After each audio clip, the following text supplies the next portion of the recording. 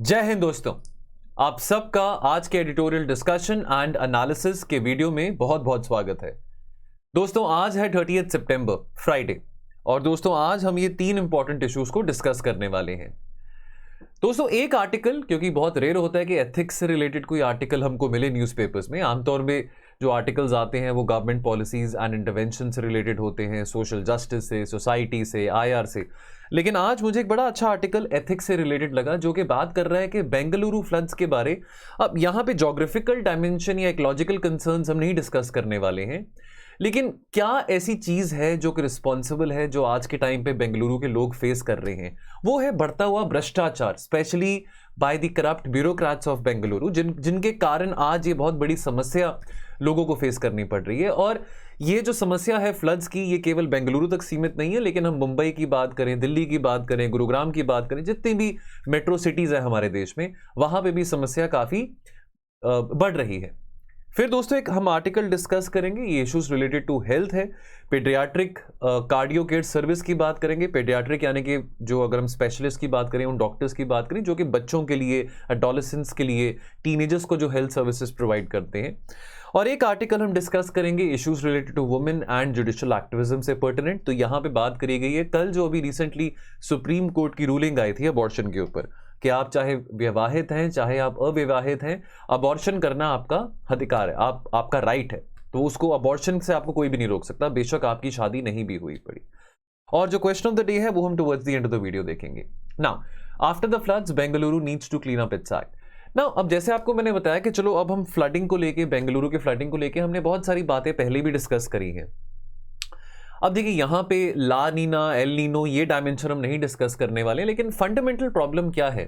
Fundamental problem ये है कि किस तरह से हम अपनी सिटीज को प्लान कर रहे हैं, किस तरह से हम अपनी सिटीज को डिजाइन कर रहे हैं। बारिश आना, अब ये तो देखिए, अब कहना कि कुदरत का कहर है, ये है, वो कहना सही नहीं है। बारिश तो अगले साल भी आएगी, बारिश आती रहेगी। अब हम बारिश को तो नहीं रोक सकते हैं, लेकिन हमने अपनी सिटीज को प्लान कैसे करा है उस चीज को तो जरूर हम सुधार सकते हैं।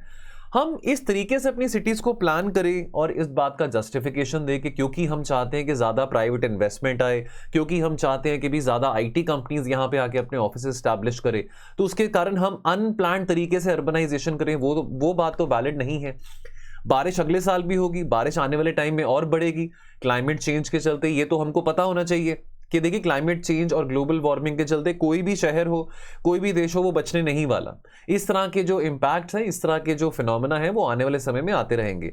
तो सोचने की बात है कि हम अनप्लान्ड तरीके से क्यों अपने शहरों को एक्सपैंड कर रहे हैं, ठीक है, जब आबादी भी बहुत बढ़ रही है, ठीक है। तो क्लियरली यहाँ पे चलो ये बात तो समझने की जरूरी है कि हमको अपनी सिटी को डीकंजेस्ट करना बहुत जरूरी है, और पेड़ पौधे ग्रो करना बहुत जरूरी है, और वेटलैंड्स को भी रिस्टोर करना, रिक्लेम करना बहुत जरूरी है। लेकिन यहां पे मेन विलन कौन है? यहां पे मेन विलन है भ्रष्टाचार, करप्शन। अब देखिए भ्रष्टाचार की जब बात आती है तो यहां पे केवल करप्ट अधिकारी, अब सिर्फ ये कहना कि केवल आईएएस ऑफिसर्स हो या मंत्री हो या एमएलएज हो सिर्फ वही करप्टेड है, नहीं, ये पूरा नेक्सस है। और इस पूरे नेक्सस में रियल एस्टेट एजेंट्स भी इन्वॉल्व होते हैं, लोअर ब्यूरोक्रेसी ज्यादा इन्वॉल्व होती है, more than the higher bureaucracy, जो लोअर ब्यूरोक्रेसी है वो ज्यादा इन्वॉल्व होती है। अब इस बात से आप जस्टिफिकेशन तो नहीं दे सकते हैं भ्रष्टाचार का कि भाई देखो अगर हम जानबूझ के अगर ये सब नहीं करेंगे, अगर हमने थोड़ा बहुत, अगर हमने चीज बेंड कर भी दी, अगर हमने थोड़ा अंडर द टेबल हमने लोगों से पैसे ले भी लिए, तो उसका आप इंपैक्ट देखिए कि कितना ज्यादा इंपैक्ट है, कि इतनी सारी कंपनीज आ रही हैं, कितनी इन्वेस्टमेंट हो रही है, कि अगर हमने यहाँ पे अनप्लान्ड तरीके से हमने अगर इंक्रोचमेंट भी करी है तो उसका इंपैक्ट देखिए, लोग यहाँ पे आ रहे हैं, लोग रिक्रिएशनल पर्पसेस के लिए मॉल्स में जा रहे हैं, लोग यहाँ पे आके हाउसेस बाय कर रहे हैं, यहाँ पे कंपनीज आ रही हैं, लोगों को जॉब्स मिल रही हैं, बैंक क्रेडिट ग्रोथ बढ़ रहा है। ये सब जस्टिफिकेशन हम नहीं दे सकते हैं बढ़ते करप्शन के चलते। ये बात समझना जरूरी है कि अभी शॉर्ट टर्म आपको गोल लगता होगा कि चलो अगर हमने पॉलिसीज में कुछ, अगर हमने फेरबदल करा है, अमेंडमेंट करा है, तो उसके चलते अभी इकोनॉमिक ग्रोथ बड़ा हो रहा है, लेकिन इन द लॉन्गर रन भ्रष्टाचार जो है वो इकोनॉमिक ग्रोथ को बिल्कुल ट्रिपल कर देता है, हैंडीकैप कर देता है। अब कॉन्सिक्वेंसेस की बात करें तो ऐसा देखा जाता है कि अब होता क्या है, अब इतना सारा धन अनडिजर्विंग लोगों के पास चले जाता है, ठीक है। और खास करके देखिए, अब जो लोग, खास करके जो लोग हैं जो कि रेजिस्ट करते हैं एंटी करप्शन रिफॉर्म्स को, एंटी करप्शन प्रोसेसेस को, वो लोगों के भी वेस्टेड इंटरेस्ट सामने आ जाते हैं। और अक्सर ये भी देखा जाता है कि जो करप्ट ऑफिशियल्स हैं वो ईमानदार व्यक्ति को ही यूज करते हैं, है ना। अब देखिए, अब कितनी बार हम देखते हैं ईमानदार कोई आईएएस अधिकारी हो या ईमानदार कोई आईपीएस ऑफिसर हो जो कि हिम्मत रखता है अपने डिपार्टमेंट के खिलाफ कोई बात बोलने के लिए, इन्वेस्टिगेशन को इंकरेज करने के लिए, उसको चुप करा दिया जाता है, उसको साइड पे बिठा दिया जाता है। लेकिन अब कोई भी सरकार हो, सरकार आए बोले कि देखिए जी हमारे कार्यकाल में इतनी इन्वेस्टमेंट आई है, इतने लोगों को नौकरियां दी हैं, प्राइवेट जॉब्स दी हैं, तो चलो आप ये बड़ी बड़ी बातें बोल के इलेक्शन जीत जाओगे, आप 5 साल के बाद फिर आ जाओगे। लेकिन ओरिजिनल कसूर किसका है? ये so called well intentioned government का। सरकारी ये बात बोले कि चलो अगर हमारी इंटेंशंस में कोई खोट नहीं है, हमारी गुड इंटेंशंस हैं, अब उसके चलते अगर हमने थोड़ी सी पॉलिसीज का फेरबदल कर दिया, अगर हमने एनवायरमेंटल क्लियरेंसेस ज्यादा दे दिए, अगर हमने वातावरण को सेकंड प्रायोरिटी पे रखा या थर्ड प्रायोरिटी पे रखा, और अगर हमने पहली प्रायोरिटी पे इकोनॉमिक ग्रोथ और जॉब प्रमोशन को रखा, तो इसमें हर्ज ही क्या है? ये जस्टिफिकेशन आप नहीं दे सकते हैं। आपकी मंशा जितनी मर्जी अच्छी हो, जितनी मर्जी आप अच्छी सरकार हो, जितना मर्जी आप ऐसी इन्वेस्टमेंट मोबिलाइज करने की कोशिश करें, लेकिन आपकी मिसगाइडेड पॉलिसीज करके ही ये जो ब्यूरोक्रेट्स हैं या इस तरह के जो वेस्टेड पॉलिटिशियंस हैं या जो एमएलएस की हम बात करें, उनको यहां पे और अकड़ मिलती है, उनको यहां पे और शय मिलती है कि कैसे वो पॉलिसीज को और तोड़ मरोड़ सकते हैं। अब करप्शन की जहां पे बात आती है तो भ्रष्टाचार हमारे यहां पे अगर हम अपने इंडियन लॉ में अगर हम बात करें तो यहां पे सिर्फ corrupt acts by the public officials को ही क्यों देखा जाता है, एक्नॉलेज किया जाता है? प्राइवेट करप्शन को नजरअंदाज क्यों किया जाता है? Private corruption is not criminalised. ठीक है, आज के टाइम पे बहुत सारे जो सरकारी जो ऐसे करप्शन के जो काम हो रहे हैं, बहुत सारे जो सरकारी कर्मचारी हैं जो कि करप्शन का काम कर रहे हैं, वो प्राइवेट एजेंट्स के साथ मिलकर कर रहे हैं। तो फॉर एग्जांपल, अगर आपने रजिस्ट्री करानी है, आप एक रियल एस्टेट बिल्डर हैं, ठीक है, आपने रजिस्ट्री करानी है या आपने कोई किसी पॉलिसी में फेरबदल करना है, ठीक है, या आपने सस्ते में फ्लैट देना है रजिस्ट्री करा के किसी को, तो अब ऑब्वियसली आप ये काम अकेले तो नहीं कर पाएंगे, तो आपकी अंडरस्टैंडिंग लोकल पटवारी के साथ, तहसीलदार के साथ होगी। और खुलेआम, अब तहसीलदार हो या पटवारी हो, वो खुलेआम तो नहीं ब्राइब ले सकता, रिश्वत ले सकता, तो वो कोई ना कोई एजेंट अपने साथ रखता है, जो कोई ना कोई एजेंट होता है रियल एस्टेट कंपनी का, ठीक है, उसके बिहाफ पे वो ब्राइब इकट्ठी करता है। तो ये नेक्सस सामने देखने को मिल रहा है। तो भ्रष्टाचार बुरा है, चाहे वो आप सरकारी कर्मचारी को भ्रष्टाचार दे रहे हैं, या अगर आपको लगता है कि आपके 2-3 लाख बचते हैं, रजिस्ट्री आप करा रहे हैं और आपको लगता है कि भी आपको सस्ते में रजिस्ट्री करा के बंदा कोई फ्लैट दे रहा है, और अगर आपको लगता है कि आपके पैसे बच रहे हैं कुछ 15-20 हज़ार एक्स्ट्रा देके, तो आपका भी कसूर है कि आप उस रिश्वत में उतना ही मिले हुए हैं। यानी कि देखिए, रिश्वत के मामले की जब हम बात करते हैं तो आप अगर पैसे दे रहे हैं, तो जिसको आप पैसे दे रहे हैं और जो बंदा पैसा ले रहा है, तो दोनों ही लोग यहां पे कसूरवार हैं। आप भी किसी से कम नहीं अगर आप ऐसा काम इंकरेज कर रहे हैं। अब ई गवर्नेंस की बात आती है। चलो, डिजिटाइजेशन को प्रमोट करना, डिजिटाइजेशन को इंकरेज करना अच्छी बात है। अब कहा जाता है कि ई गवर्नेंस के चलते बहुत ट्रांसपेरेंसी बढ़ती है, लेकिन यहां पे इस आर्टिकल में जो कॉलमनिस्ट हैं, वो एक रिटायर्ड आईएएस ऑफिसर भी हैं, तो वो ये कहते हैं कि ई गवर्नेंस ना इतना इफेक्टिव सोल्यूशन नहीं है जितना क्लेम करा जाता है। ई गवर्नेंस के चलते बहुत सारी जो रजिस्ट्रीज हैं, लैंड रिकॉर्ड्स हैं, वो डिजिटल हो चुकी हैं, उसमें भी फेरबदल हो सकता है, ठीक है, उसमें भी चीजें तोड़ी मुड़ी जा सकती हैं, ओल्ड रिकॉर्ड्स को डिस्ट्रॉय किया जा सकता है। और ये काम करने के लिए आपको कोई बहुत बड़ी पोजीशन की जरूरत नहीं है। जो लोकल आपका डेटा एंट्री ऑपरेटर है, यानी कि क्लरिकल लेवल पे भी ये काम काफी किए जाते हैं, और क्लरिकल लेवल पे भी काफी लोग रिश्वत मांगते हैं अगर आपने रिकॉर्ड्स को फेरबदल करना है, उसको अगर आप उसमें कुछ चेंजेस करना है। तो ये जो डेटा एंट्री ऑपरेटर्स हैं, जो कि आमतौर पर कॉन्ट्रैक्चुअल बेसिस पे रखे जाते हैं, ठीक है, कॉन्ट्रैक्चुअल बेसिस पे हर एक सरकार अपने किसी भी डिपार्टमेंट में डेटा एंट्री ऑपरेटर्स को हायर करते हैं।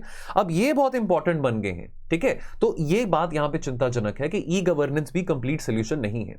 फिर सवाल आता है कि भ्रष्टाचार के खिलाफ हम कैसे लड़ें, कैसे करप्शन को टैकल करें। अब ऐसी बात तो नहीं है कि हमारे पास पॉलिसीज नहीं है, ठीक है। भ्रष्टाचार बुरा है, ये बात का देखिए भाषण तो हर कोई देता है ना।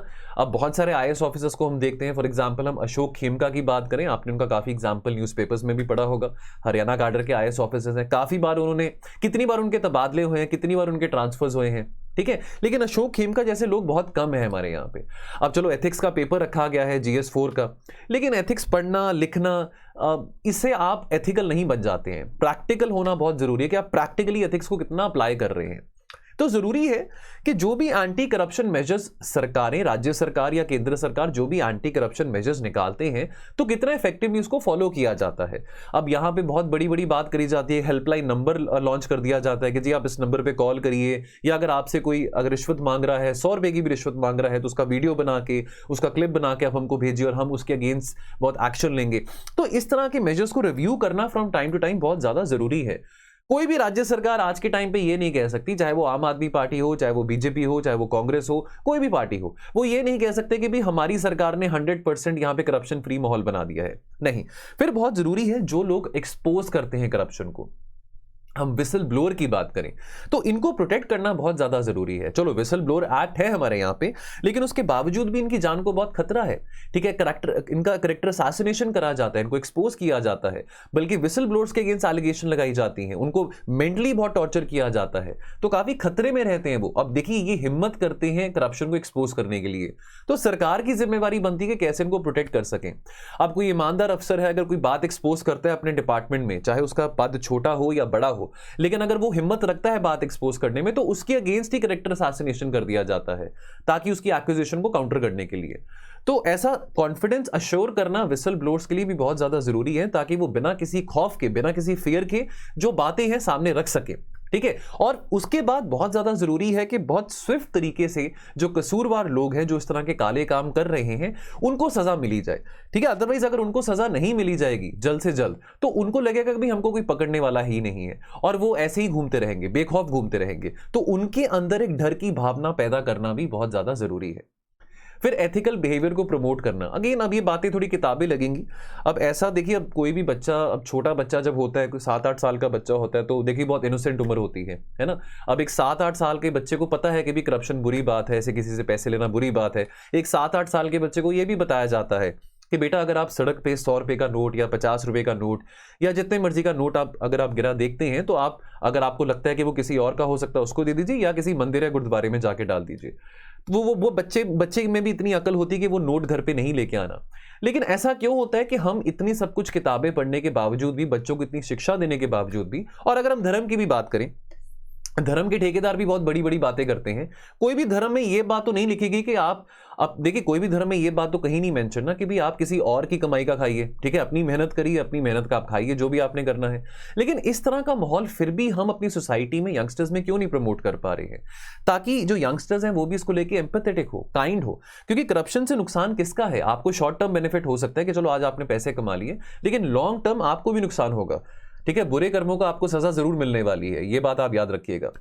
अब वो चलो थोड़ा फिलोसॉफिकल बात यहां पे आ जाती है, लेकिन अब यहां पे कंक्लूजन की बात करें तो देखिए ये सब स्ट्रैटेजीज बहुत सारे देशों में अप्लाई करी गई हैं, और डेफिनेटली वहां पे ये सब स्ट्रैटेजीज अप्लाई करने से, चाहे विसल ब्लोअर प्रोटेक्शन की हम बात करें, चाहे हम रिफॉर्म्स की बात करें, एंटी करप्शन रिफॉर्म्स की बात करें, तो उसके चलते गवर्नेंस, प्रशासन बहुत ज्यादा अच्छा हुआ है इन देशों में। अब ये कहे कि अमेरिका में करप्शन नहीं है, या जर्मनी में नहीं है, या फ्रांस में नहीं है, ये बात कहना गलत होगा। करप्शन हर जगह है, लेकिन इस तरह के रिफॉर्म्स अगर इंप्लीमेंट करे जाएं जो कि बहुत प्रोग्रेसिव हैं, तो करप्शन को हम रिड्यूस कर सकते हैं, अगर एलिमिनेट ना करें। और उसका नतीजा क्या होगा? गुड गवर्नेंस, बेटर प्रशासन। तो ये बहुत जरूरी है। तो डेफिनेटली बेंगलुरु जो है deserves a much better future. अब यहां पे अंत में जो बात कंक्लूड करी गई है कि सबसे इंपॉर्टेंट इंग्रेडिएंट क्या है अगर हम चाहते हैं कि एंटी करप्शन स्ट्रैटेजीज जो है वो सक्सेसफुल हो सके। सबसे इंपॉर्टेंट इंग्रेडिएंट है कि भी जो लीडरशिप है, और यहाँ पे लीडरशिप में सिर्फ चीफ मिनिस्टर या होम मिनिस्टर ये सब नहीं आते हैं, लीडरशिप में ब्यूरोक्रेसी भी आती है। तो लीडरशिप का सिंसियर होना बहुत ज्यादा जरूरी है। अगर लीडरशिप सिंसियर नहीं है और केवल गुड इंटेंशंस के बलबूते पे सरकार चलाना चाह रही है, तो एंटी करप्शन स्ट्रैटेजी सक्सेसफुल नहीं होंगी। चलिए अगला article, India lakhs a complete paediatric cardio care service.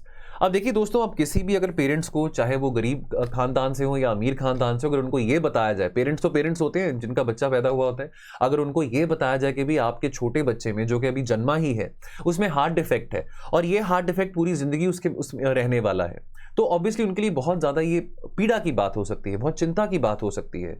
और अगर इस तरह से बच्चों को सही टाइम पे ट्रीटमेंट ना मिले, अगर हम पेडियाट्रिक कार्डियक केयर की हम बात करें, तो डेफिनेटली पेरेंट्स के लिए और बच्चे के लिए भी बहुत टॉर्चरस हो सकता है।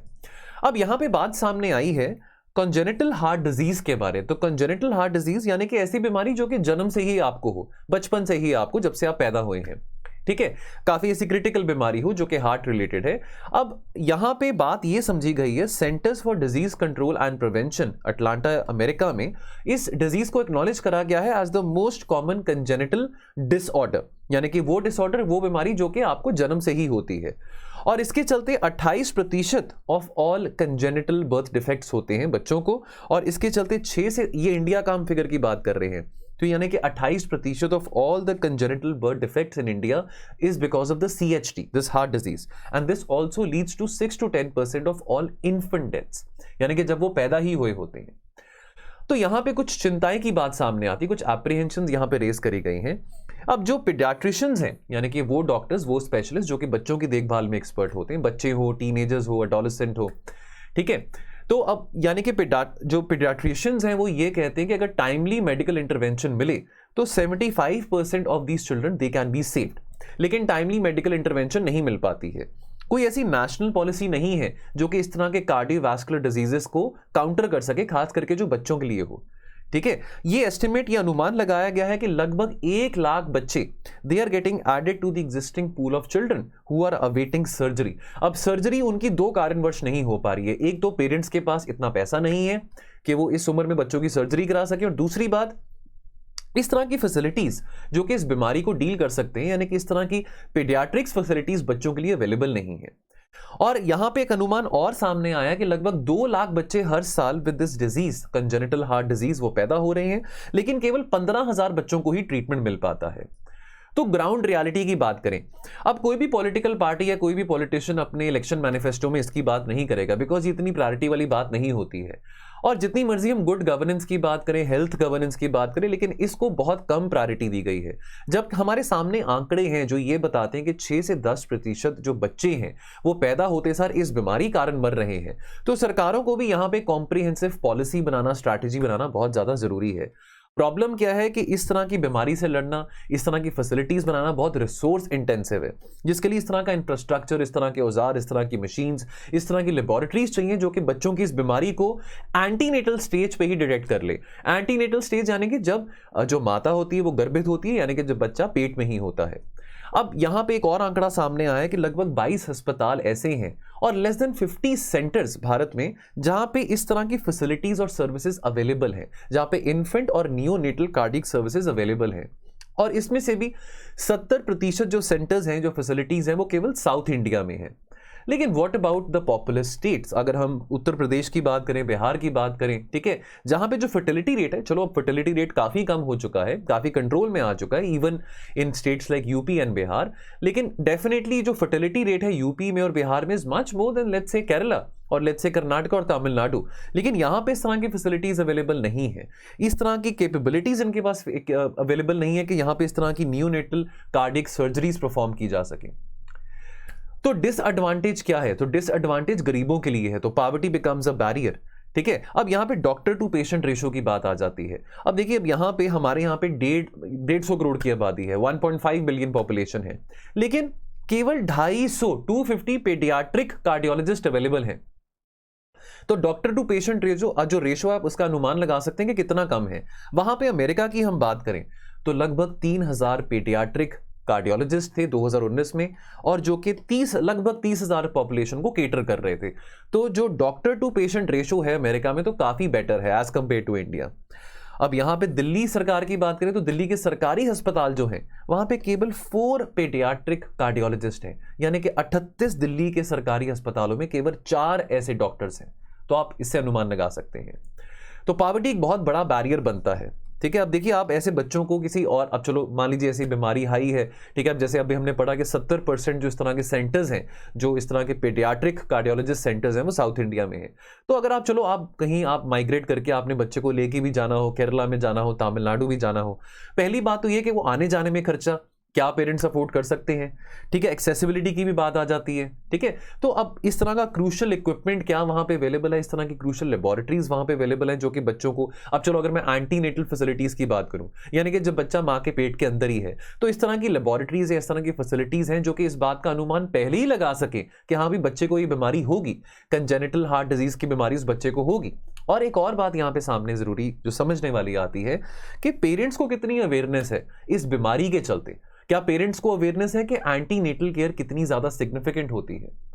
तो एंटीनेटल चेक्स बहुत क्रूशियल है। इनफैक्ट डॉक्टर्स ये कहते हैं अगर टाइमली इंटरवेंशन हुई, अगर टाइमली इंटरवेंशन करी जाए और अगर एंटीनेटल डिटेक्शन, तो एंटीनेटल यानी कि जब बच्चा मां के पेट के अंदर होता है, नियोनेटल यानी कि जब बच्चा पैदा हो जाता है, ठीक है, तो एंटीनेटल डिटेक्शन बहुत ज्यादा जरूरी है। उससे पता लग सकता है कि भाई अगर बच्चे को ये बीमारी होती है तो उसकी केयर प्रॉपर्ली करी जा सकती है, ठीक है। तो ये कुछ बीमारी, ये कुछ प्रॉब्लम्स हैं दोस्तों जो इस आर्टिकल में डिस्कस करेगी, जिसके चलते ये बीमारी से अभी हम यहाँ पे डील नहीं कर पा रहे हैं। तो कुछ प्रोग्राम्स की यहाँ पे बात करेगी जो विच आर वर्थ एमुलेटिंग। तो फॉर एग्जांपल केरला की बात करें तो केरला की हम हृदयम की बात करें, Hridayam policy which is for little hearts, यानी कि छोटे बच्चों के लिए है कि कैसे बच्चों के अंदर इस तरह की जो बीमारी है वो पहली डिटेक्ट करी जा सकती है। अब अगेन आप देख सकते हैं कि ये जो दोनों पॉलिसीज हैं, चाहे केरला की बात करें चाहे तमिलनाडु की बात करें, तो अगेन ये साउथ इंडियन स्टेट्स की बात आ जाती है। तो अंत में यहाँ पे यही चिंता कॉलमनिस्ट प्रकट करते हैं कि कल यानी कि 29 सितंबर को वर्ल्ड हार्ट डे था, लेकिन इस रियलिटी के साथ अभी भी हम जी रहे हैं जहां पे इतने सारे बच्चे हमारे छोटी उम्र में पैदा होते सारी मर रहे हैं because of congenital heart disease, ठीक है। तो ये बहुत उचित समय है कि इसको लेके हम थोड़ा सीरियस हो सकें और कोई पॉलिसी निकाल सके। लास्ट में आर्टिकल डिस्कस करेंगे सुप्रीम कोर्ट की अबॉर्शन रूलिंग के बारे में। ना अब सुप्रीम कोर्ट ने कल एक जजमेंट दी, उन्होंने ये बोला कि भाई ये गैर कानूनी है, अनकॉन्स्टिट्यूशनल है कि आप कहें कि सिर्फ मैरिड औरतें जो हैं, विवाहित औरतें हैं, सिर्फ वही अपनी प्रेगनेंसी को टर्मिनेट कर सकते हैं। ये बात कहना कि अनमैरिड औरतें नहीं कर सकते हैं, यानी कि अविवाहित औरतें वो भी कर सकते हैं। तो चाहे आप विवाहित हैं चाहे आप अविवाहित हैं, तो यानी कि जब आप 5 से 6 महीने यानी कि 20 से 24 हफ्ते के बीच में अगर आप प्रेग्नेंट हैं और अगर आप अपनी प्रेगनेंसी को, आप गर्भित हैं और अपनी प्रेगनेंसी को टर्मिनेट करना चाहते हैं, वो कर सकते हैं। ये फैसला कहां से आता है? अभी जुलाई की बात है इसी साल की, 25 साल की महिला ने एक याचिका डाली थी सुप्रीम कोर्ट में, जहां पे उन्होंने कहा था कि मैं अपनी प्रेगनेंसी को टर्मिनेट करना चाहती हूं। तो सुप्रीम कोर्ट ने, अब देखिए, अब इत्तेफाक की बात हम बोले कि ये जो फैसला आया है ये कब आया? वर्ल्ड सेव अबॉर्शन डे पे आया है। तो यहां पे सुप्रीम कोर्ट ने ये बात बोली है कि भी औरत का अपने शरीर के ऊपर अधिकार होना चाहिए कि वो प्रेग्नेंट हो, अगर वो प्रेग्नेंट है तो वो बच्चा पैदा करना चाह रही है कि नहीं चाह रही है, ये जो अधिकार है औरत के ऊपर ही होना चाहिए। अब यहां पे जहां पे याचिका की हमने बात करी है, तो जैसे आपको मैंने बताया कि 25 साल की महिला ने याचिका डाली थी। अब वो प्रेग्नेंट थी, लेकिन वो अभी शादी नहीं उनकी हुई थी, वो लिव इन में रह रहे थे, लेकिन उनके जो पार्टनर थे उन्होंने कहा कि भी मैं आपसे शादी नहीं कराऊंगा। और उन्होंने ये बोला कि भी अब इस अगर मैंने शादी, अगर आपने मुझसे शादी करनी ही नहीं है तो फिर मैं प्रेग्नेंट हूं तो बच्चे को मैं कैसे सपोर्ट कर पाऊंगी? तो अब लेकिन अब डेफिनेटली 20 हफ्ते से ज्यादा हो चुके थे, अब कुछ कंडीशंस हैं। अब ऐसा नहीं है कि मेडिकल टर्मिनेशन नहीं हो सकता, हमारे पास MTP यानी कि medical termination of pregnancy act 1971 भी है। लेकिन अब इस महिला का यह कहना था कि अगर जिसके साथ मेरा रिलेशन था वो मुझसे शादी ही नहीं कराना चाहते तो मैं प्रेगनेंसी को कंटिन्यू क्यों करूं? इसके चलते मेरी मानसिक स्थिति पे प्रॉब्लम आ रही है, ठीक है। तो अब ये बात बिल्कुल वैलिड थी, लेकिन कानून क्या कहता है? कानून कहता है कि भाई आप केवल अगर विवाहित हैं, लेकिन अगर आप मान लीजिए कि आप विधवा हो चुके हैं या आपका डिवोर्स हो चुका है, ठीक है, आपकी प्रेगनेंसी के बाद आपका डिवोर्स हो चुका है या आपकी प्रेगनेंसी के बाद आपके जो पति हैं वो मर चुके हैं, तो उस कंडीशंस में आप अपनी टर्मिनेशन करा सकते हैं। इस बात को सुप्रीम कोर्ट ने स्टडी करा। तो सुप्रीम कोर्ट ने यहाँ पे जो रूल 3B है of the medical termination of pregnancy rules 2003, इसको अमेंड भी करा गया था 2021 में, इसके बेसिस पे सुप्रीम कोर्ट ने अपनी इंटरप्रिटेशन रखी, ठीक है। तो ये एक स्टेरियोटाइप है कि सिर्फ जो विवाहित औरतें हैं वही सेक्सुअली एक्टिव होती हैं। सुप्रीम कोर्ट ने ये बोला कि ये डिस्टिंक्शन करना सही नहीं है कि जो अविवाहित औरतें हैं, जो कि मैरिड नहीं भी हैं, वो भी सेक्सुअली एक्टिव हैं और वो चाहें तो वो भी अपनी प्रेगनेंसी को टर्मिनेट कर सकते हैं। अभी what does the law on the abortion says? तो जो मेडिकल टर्मिनेशन प्रेगनेंसी एक्ट है वो अलाउ करता है termination of pregnancy by medical practitioner in 2 stages. एक तो for pregnancy up to 20 weeks, तो इसमें अमेंडमेंट 2021 में भी करी गई थी। 20 वीक्स यानी कि मान के चलिए लगभग 5 महीने हो गए, ठीक है। तो आप अपनी प्रेगनेंसी की टर्मिनेशन कर सकते हैं, लेकिन वो एक रजिस्टर्ड मेडिकल प्रैक्टिशनर के ओपिनियन के बेसिस पे भी होना चाहिए। और अगर आपकी प्रेगनेंसी 20 से 24 हफ्ते के बीच में है तो वहां पे 2 रजिस्टर्ड मेडिकल प्रैक्टिशनर्स का ओपिनियन होना बहुत जरूरी है कि क्या ये फीजिबल है, मेडिकली पॉसिबल है। बिकॉज 5 से 6 महीने हो चुके हैं प्रेगनेंसी को, तो क्या अगर अभी आप प्रेगनेंसी को टर्मिनेट करना चाहते तो ये इसके चलते औरत की सेहत के ऊपर क्या असर पड़ेगा, क्या ये फीजिबल होगा कि नहीं होगा। तो यहां पे मेडिकल प्रैक्टिशनर्स का ओपिनियन बहुत जरूरी बन जाता है। तो अब अगर termination of pregnancies with in 20 weeks की बात आती है, तो अगर तो लगता है कि भी अगर प्रेगनेंसी को कंटिन्यू करके किसी भी किस्म का शारीरिक या मानसिक हार्म हो सकता है औरत को या उसके बच्चे को, तो वहां पे आप अपनी प्रेगनेंसी को टर्मिनेट कर सकते हैं। यानी कि अगर आपको लगता है कि अगर बच्चा पैदा होगा तो वो अबनॉर्मल होगा, मेंटली अबनॉर्मल होगा, या अगर औरत को लगता है कि इस प्रेगनेंसी को कंटिन्यू करने के चक्कर में मेरे ऊपर हार्म हो रहा है, फिजिकली मेरे को काफी फिजिकल हेल्थ मेरी खराब हो रही है, मेंटल हेल्थ मेरी खराब हो रही है, तो इस सिचुएशन में आप अपनी प्रेगनेंसी को टर्मिनेट कर सकते हैं। अब यहां पे 7 कैटेगरीज आ जाती हैं, हम रूल 3B की ही बात कर रहे हैं। तो ये 7 कैटेगरीज में जैसे 3B A B C D E F and G, ठीक है। Now for pregnancies between 20 to 24 weeks, यानी कि जो प्रेगनेंसीज बिटवीन 5 to 6 मंथ्स की बात करें, तो अगर तो आपके ऊपर रेप हुआ है तो यहाँ पे मैरिटल रेप की बात आ रही है। अगेन मैरिटल रेप को लेके भी अभी डिबेट ओपन है, बिकॉज भारत सरकार का ये कहना है कि मैरिटल रेप को हम क्रिमिनलाइज नहीं कर सकते हैं। भारत में मैरिटल रेप क्रिमिनलाइज नहीं है, बिकॉज अभी इसके ऊपर भी याचिका डली हुई है, इसके ऊपर भी बातचीत हो रही है, लेकिन भारत सरकार का ये कहना है कि इसको हम ऐसे नहीं क्रिमिनलाइज कर सकते, बिकॉज इसका मिसयूज भी किया जा सकता है, ठीक है। तो चलो माइनर्स की बात करें, ठीक है। उसके बाद हम बात करें change of marital status during the ongoing pregnancy, यानी कि अगर आप प्रेग्नेंट होने के बाद आप विधवा हो गए या आपका डिवोर्स हो गया, ठीक है, तो आपकी सिचुएशन बदल जाती है। अब उस सिचुएशन में अब आपका डिवोर्स हुआ है, आपके पति मर गए हैं, तो आप एक मेंटल ट्रॉमा से निकल रहे हैं, तो उस मेंटल ट्रॉमा में आप अपनी प्रेगनेंसी को कंटिन्यू करें तो वो शायद बात उचित नहीं होगी। तो उस कंडीशन में लेकिन अलाउड है कि अगर आप अपनी प्रेगनेंसी को टर्मिनेट करना चाहते हैं। बिटवीन 20 to 24 वीक्स की बात हो रही है, लेकिन ये बात भी समझिए कि यहां पे कंडीशन बेस्ड है कि अगर आपने 2 मेडिकल प्रैक्टिशनर्स का ओपिनियन लिया हुआ है, ठीक है। और अंत में वही बात आती है, अगर आपकी मानसिक स्थिति अच्छी नहीं है तो आप अपनी प्रेगनेंसी को टर्मिनेट कर सकते हैं। या अगर मान लीजिए आप जो बच्चे को बर्थ देने वाले हैं, लेकिन वहां पे कोई भूचाल आ गया, कोई बहुत बड़ा डिजास्टर हुआ है जहां पे बच्चे को बर्थ देना फीजिबल नहीं है, इस तरह की फैसिलिटीज अवेलेबल नहीं है, तो वहां पे आप अपनी प्रेगनेंसी को टर्मिनेट करना चाहते हैं, कोई साइक्लोन आ गया, कोई ऐसी जो गवर्नमेंट ने कोई डिजास्टर नोटिफाई करा हो ऐसी जगह पे, तो वहां पे भी आप अपनी प्रेगनेंसी को टर्मिनेट कर सकते हैं। या अगर औरत के अंदर कोई फिजिकल डिसेबिलिटी है, अब ये फिजिकल डिसेबिलिटी का जो क्राइटेरिया है ये ले डाउन करा गया है rights of person with disabilities act 2016 में, यानी कि अगर हम दिव्यांग व्यक्तियों की बात करें। अब इंटरप्रिटेशन ऑफ सुप्रीम कोर्ट, अब 3BC की बात करें, 3BC कौन सा है, चेंज ऑफ मैरिटल स्टेटस की यहां पे बात हो रही है, ठीक है। तो सुप्रीम कोर्ट ने इस क्लॉज को स्टडी करते ये बोला कि देखिए मैरिटल स्टेटस एक औरत का जब बदलता है, यानी कि जब वो डाइवोर्स के प्रोसेस चल रहा होता है, तो एक मानसिक यानी कि उनके सर्कमस्टांसेस हालात बदल जाते हैं, वो हालात सेम नहीं रहते जिन हालातों में वो प्रेग्नेंट हुए थे और जब उनकी शादी थी, या अगर वो विडो हो जाते हैं। तो इस करके ऑनगोइंग प्रेगनेंसी में आप अपनी टर्मिनेशन कराना चाहें तो वो उचित है, वो बात इसमें कोई गलती नहीं है। लेकिन इसी तरह से सुप्रीम कोर्ट ने ये बात बोली है कि चाहे मैरिटल रेप की बात करें या चाहे हम विडोहुड या डिवोर्स की बात करें, तो बेशक यहां पे विवाहित औरतों को स्टडी करा गया है, बेशक यहां पे जो कंडीशंस रखी गई हैं वो विवाहित औरतों को मद्देनजर रखते करी गई हैं। लेकिन अगर आप अविवाहित हैं, यानी कि आप लिव इन रिलेशन में भी रह रहे थे और लेकिन आपका पार्टनर अब आपके साथ शादी नहीं करना चाहता, तो आपके भी तो हालात बदलेंगे, यानी कि उस औरत के भी हालात बदलेंगे, बिकॉज उस औरत का ड्रीम था कि चलो शादी होगी, इकट्ठे रहेंगे, घर बनाएंगे, लेकिन आदमी अगर बैकआउट कर जाए तो फिर आप क्या करेंगे। तो डेफिनेटली मटीरियल सर्कमस्टांसेस में आपके चेंज आएगा। तो यहां पे इस करके सुप्रीम कोर्ट ने बोला कि भी ये कंसीवेबल नहीं होगा कि प्रेगनेंसी को फिर कंटिन्यू किया जाए। और हालांकि मैं अगेन बात को रिपीट करूंगा, जहां पे मैरिटल रेप की बात आती है, मैरिटल रेप को क्रिमिनलाइज नहीं किया, लेकिन एक औरत एक स्ट्रेस से, तो एक औरत को स्ट्रेस तो होता है ना अगर उसको सेक्सुअली असॉल्ट किया गया उसके अगेंस्ट, खास करके अगर वो शादीशुदा, अगर उनके पति ने उनको सेक्सुअली असॉल्ट किया हो। अब उस टॉर्चर के जरिए अगर इतना टॉर्चर उनके माइंड में है तो वो टॉर्चर्स है कि वो अपनी प्रेगनेंसी को कंटिन्यू करे, तो वो बात भी सही नहीं है, ठीक है, स्टिग्मा के साथ। तो अगेन इन दोनों क्लॉजेस को सुप्रीम कोर्ट ने स्टडी करके अपनी इंटरप्रिटेशन दी है। बाकी दोस्तों जाने से पहले क्वेश्चन ऑफ द डे की बात करें तो यहां पे बहुत एक एथिक्स रिलेटेड क्वेश्चन है जो हमने पहला आर्टिकल डिस्कस किया था। बहुत छोटा सा क्वेश्चन है और आपने 150 वर्ड्स में आंसर करना है। Good leadership must be more than just good quote and quote good intentions. इसको आपने कमेंट करना है 150 शब्दों में। अब आपने कहां पोस्ट करना है, so we have a Telegram group editorials with means answer writing. आप अपने आंसर्स को यहां पे पोस्ट कर सकते हैं। Now to get access to this Telegram channel what you have to do, अभी आप वीडियो देख रहे हैं, आप डिस्क्रिप्शन बॉक्स में जाइए, वहां पे आपको ये लिंक दिखाई देगा। आप इस लिंक को क्लिक करेंगे, आपको हमारे टेलीग्राम चैनल के टुवर्ड्स रीडायरेक्ट करा जाएगा। और यदि नहीं करा जाता तो आपने क्या करना है, तो आपने हमारे इस नंबर पे 6280133177 आपने हमारे इस नंबर पे अपनी टेलीग्राम की ऐप से एक मैसेज सेंड करना है रिक्वेस्टिंग कि मेरे को इस editorials with means answer writing group में ऐड कर दीजिए। और उसके बाद आप अपने जो क्वेश्चन ऑफ द डे है वहां पे आंसर्स पोस्ट कर सकते हैं। तो यहाँ पे हम मॉडल आंसर्स भी प्रोवाइड करते हैं। मॉडल आंसर शाम को 6 बजे पिन कर दिया जाता है और साथ के साथ बेस्ट आंसर को भी हम शाम को 6 बजे टेलीग्राम के ग्रुप में पिन करते हैं।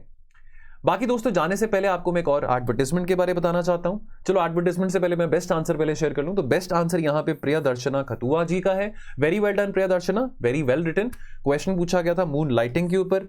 3 पार्ट्स इस क्वेश्चन के कि भाई पहले तो ये बताओ कि व्हाट इज मून लाइटिंग, दूसरी बात है कि एथिकल कंसर्न्स क्या है रिलेटेड टू मून लाइटिंग, और तीसरी बात इस क्वेश्चन में थी कि क्या अब समय उचित है कि भाई अब चेंजिंग सर्कमस्टांसेस के साथ, चेंज्ड एटमॉस्फेयर के साथ, पैंडेमिक के बाद क्या अब इसका टाइम आ चुका है मून लाइटिंग कंसेप्ट को एम्ब्रेस करने का। तो बहुत अच्छा इन्होंने आंसर लिखा है। मून लाइटिंग की डेफिनेशन के बारे में उन्होंने इंट्रोडक्शन में पहले बताया है, ठीक है। रीजंस क्या है for adopting moon lighting, because इस क्वेश्चन के 3 पार्ट्स थे तो बहुत स्मार्टली इसको आंसर करना था। उसके बाद reasons for adopting moon lighting के बाद इन्होंने एथिकल कंसर्न्स इससे क्या आते हैं वो यहां पे बात करी है, और यहां पे वे फॉरवर्ड की भी बात करी है इन्होंने। अब खास करके जहां पे अगर इसका टाइम आ चुका है, क्या इसका आइडिया एम्ब्रेस करने का टाइम आ चुका है, तो यहां पे उन्होंने एक बड़ा एक अच्छा पॉइंट मेंशन करा है जहां पे ये कहते हैं कि अगर सरकार इस पॉसिबिलिटी को एक्सप्लोर करना चाहते हैं तो सरकार को लेबर लॉस के अंदर भी कुछ रिफॉर्म लेके आना पड़ेगा, लेबर लॉस के अंदर भी इस क्लॉज को इंट्रोड्यूस करना पड़ेगा। बिकॉज आफ्टर ऑल अगर आपको एक मौका मिलता है, अगर आप 2 पैसे एक्स्ट्रा कमा सकते हैं अपनी रेगुलर जॉब से, तो इससे कोई बुरी बात भी नहीं है। बिकॉज देखिए अब पैंडेमिक के चलते बहुत लोगों को नुकसान हुआ है, इन्फ्लेशन की जो प्रॉब्लम है दुनिया भर में लोग फेस कर रहे हैं। तो अगर हम यहाँ पे अपने लेबर लॉज में कुछ अमेंडमेंट्स लेके आ सके तो डेफिनेटली हम इसको मून लाइटिंग को एम्ब्रेस कर सकते हैं। बिकॉज यहां पे हम ये बात भी डाल सकते हैं कि जो हमारे minister of electronics and information technology हैं, राजीव चंद्रशेखर की बात करें, उन्होंने ये स्टेटमेंट कही थी that this is an idea whose time has come. But definitely इसके जो एथिकल कंसर्न्स हैं वो भी एड्रेस करना बहुत ज्यादा जरूरी है। तो very well done Priya. And बाकी दोस्तों एडवर्टाइजमेंट की बात करें तो यहाँ पे अगर आप political science and international relation आपका ऑप्शनल है, यदि आप इस ऑप्शनल के साथ अगले साल अपना एग्जाम देते हैं तो हमारा एक बहुत कॉम्प्रिहेंसिव मेंटरशिप कोर्स है। अगेन इसकी जो फीस है इसके ऊपर अभी 33% ऑफ चल रहा है। वैसे इसकी फीस 27,999 है, लेकिन अगर आप ये कोड अर्ली बर्ड यूज करते हैं तो आपको 18,899 पे ये कोर्स अवेलेबल मिलेगा। और ये प्राइस आप इंस्टॉलमेंट्स में भी दे सकते हैं, आपको एक ही बार में इतना अमाउंट नहीं देना, आप इंस्टॉलमेंट्स में भी ये प्राइस दे सकते हैं। और इन्फॉर्मेशन के लिए हमारे टोल फ्री नंबर 1800-890-3043 पे कॉल करिए और इसके बारे और इन्फॉर्मेशन लीजिए। सो दोस्तों मैं आपसे इजाजत लेता हूं और आपको मिलूंगा मैं बहुत जल्द। तो आप अपना ध्यान रखिए और पढ़ते रहिए और आंसर्स भी लिखते रहिए। Thank you so much. जय हिंद।